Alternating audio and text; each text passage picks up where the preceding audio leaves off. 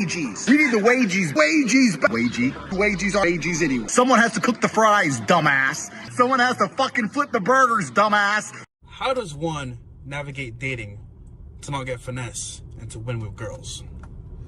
Now, there's different answers I can give to that question. I can give some very scientific answers. I can give some very formulated answers. I can also give some mystical answers, some spiritual answers. I'm trying to decide which one to do. Give them... I'm gonna give the spiritual answers. I'm feeling spiritual today. I've got divine purpose. Let's do it. Divine purpose, right? You need to be a force. You need to be magnetic. You need to be a force in and of itself. People don't seem to understand that we as men are made in God's image. You read the Bible? Yes. You read the Bible. Your man is made in God's image. That means God looks something like us. True or false? Supposed to be. We're in his likeness. We're his likeness, correct. Yeah. Would God take shit off some bitch? No. No, he would not.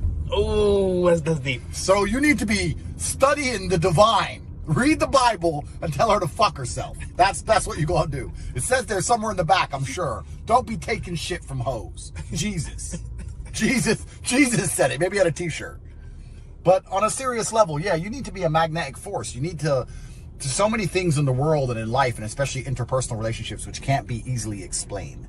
And one of those things is the magnetism that certain people have. Females are attracted to some guys. Yeah, there's clout and there's all the organized blah, blah, blah. We can talk about that. But there's also some dudes who just have that thing, that spark, that energy. I know what that is. I know how to create it in real time. I can cultivate. I can yoga fire. I make it come true. Most of these guys have never thought about it. And if you want to be able to make it come true, first you have to think about it and identify it. Find people who have it and work out why. Why does everybody want to know this man, whether male or female? What can he do? What is he doing? You have to analyze. That's my answer. I didn't even decide. I realized yesterday that I can actually, genuinely, right now, nothing is stopping me from becoming Batman. Nothing. I have a Batcave. Okay. Yep. I have an Alfred. Okay. I have a Batmobile, a Bugatti. Yep.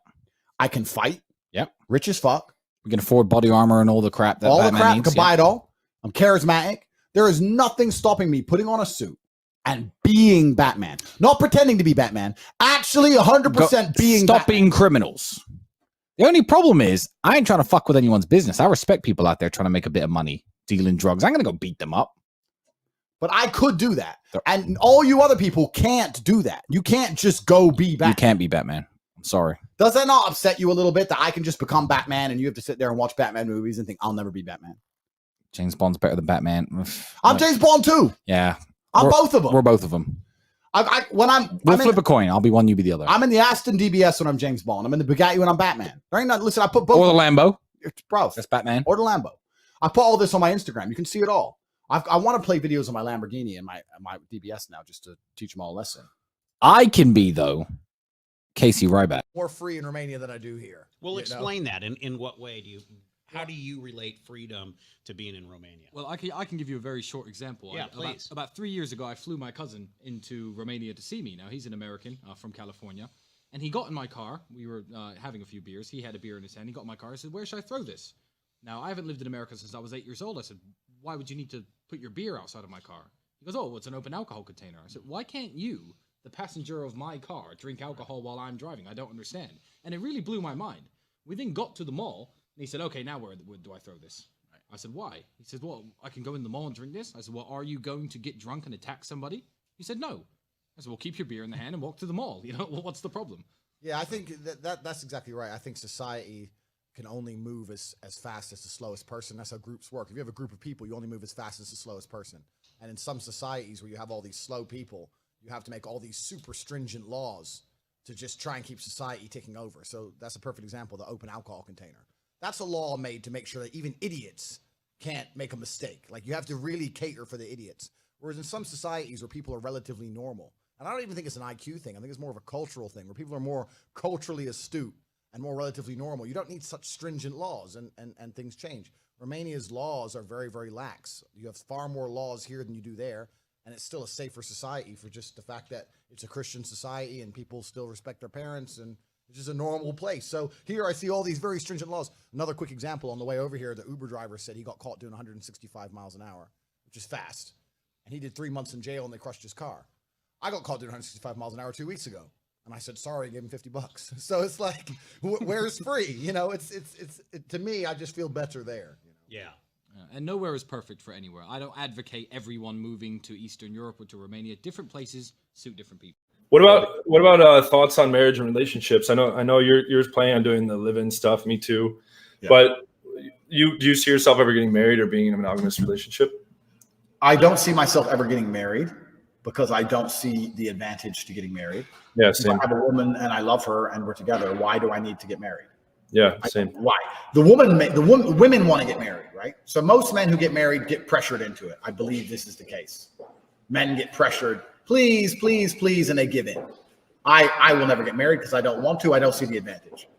As for a relationship, yeah, I have relationships. And I believe in a relationship. Look, if you're sick, you want a woman who's going to give a shit, right? If you're just going to spin plates forever, what's going to happen when you're sick or something bad happens, or not from an emotional perspective, but if I'm sick, I want a girl, look, bring me soup. You want that. It's normal, right? So I have relationships. They'll never be monogamous, no, because that's not who I am as an individual. I refuse to be monogamous because I'm true to my biology and I'm true to who I am as a man.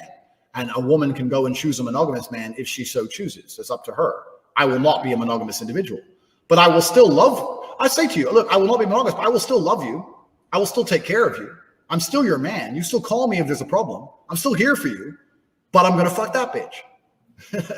It is what it is. Like, I will never be monogamous and I will never get married. But also, and this is another point I like to make.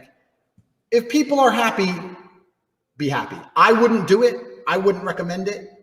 But if you're hell bent on doing it, I'm not trying to talk you out of it. Like, if you want to, you can do anything you want. You want to jump off a bridge, go do it. I'm not trying to talk you out of it, but I just don't think it's a good idea, personally. Who inspires you? I guess Tyson Fury just kind of appeared as an accident. He inspires me. Obviously, my dad was a huge inspiration. My dad was a genius for real.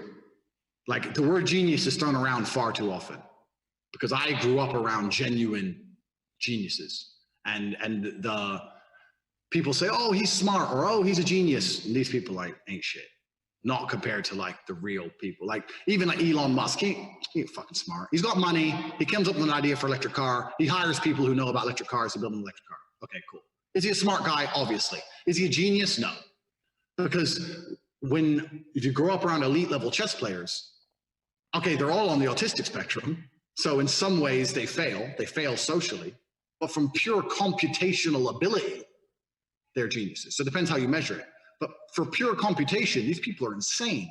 It's like, you can't do it with a normal brain. I'm from chess pedigree, and I can't do it. And I play chess every day, and I still can't do it. Like, it's incredible how smart these people are. So chess inspires me massively. World level chess players, it's incredible. It's only up until the early 2000s that computers could beat you. And these computers are millions of moves ahead. Like, how? It's amazing, My dad remembered every chess game he's ever played, ever. You'd name a grandmaster, he said, yeah, I played him in 1988. Move. Every move he's ever played. He could beat you without looking at a board. So I'd say E4, he'd be in another room. C5, knight F3, knight C6. And he'd just, off the top of his head, just beat you. In his mind. It's crazy. It's literally completely crazy unless you've seen it. So I don't even consider myself that smart, really. I mean, am I smarter than average? Yeah, certainly. But I'm definitely not in the level those dudes were. So I find that very, very inspiring. But yeah, I mean, there's loads of stories of inspiration. I think any man who just makes his calls and sticks to them, I find inspiring. I love Trump. I think he's super inspiring. Because it's not even about, this is what I try and explain to people. It's not even about politics. It's about, he will say something and he means it. That's enough to get my respect. I don't give a fuck if you say shit I don't like. At least you mean what you say. In the world of politics, that is so rare. He came along, called it a Chinese virus. Everyone tries to call him racist. What does he do the next day? The Chinese virus. He says it again because he means what he says. And I respect that so much about him as a person. Trump's a Don. You have to be, there's got to be something wrong with you to not respect that in a man. You got to respect it. Even if you don't like it, even if you're a Democrat, whatever, you have to look at Trump and go, you know what? He says what he means what he says. And it's only people who are too cowardly to stick to their own word, who hate him, because they hate themselves because they don't stick to what they fucking say. This projection. But yeah, I mean, I've got a few heroes, but besides those, really, I'm just trying to do my thing. I mean, if I'm looking for sources of inspiration, if I was ever at a difficult point and I was really looking for a source of inspiration, I'd rethink stories of me from my own life.